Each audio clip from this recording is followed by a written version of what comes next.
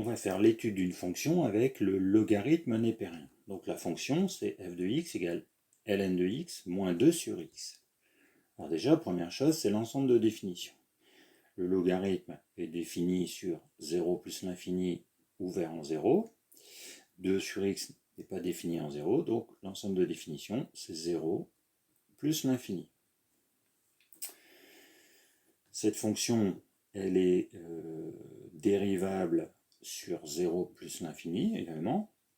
Du coup, f' de x, alors la dérivée de logarithme, c'est 1 sur x, moins 2 fois, alors la dérivée de 1 sur x, c'est moins 1 sur x carré. Du coup, j'arrive à 1 sur x plus, encore moins, 2 sur x carré. Ce qui me donne x plus 2 sur x carré, hein, même dénominateur.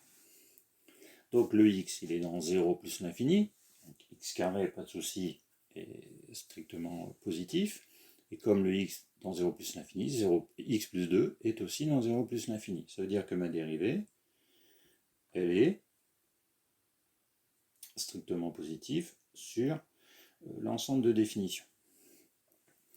Donc du coup, j'ai mon tableau de variation, donc 0 plus l'infini, dérivée strictement positive, fonction strictement croissante. Je vais étudier les valeurs en 0 et en plus l'infini.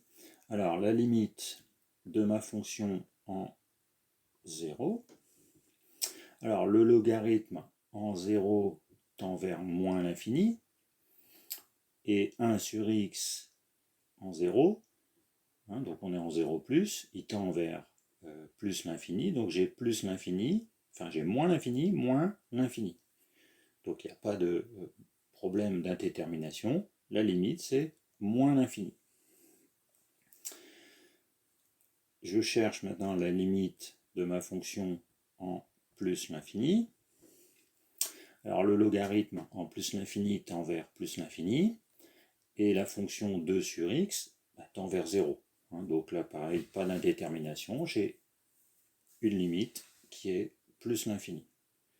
Donc je les reporte dans mon tableau de variation, et j'ai donc le comportement de ma fonction sur son ensemble de définition.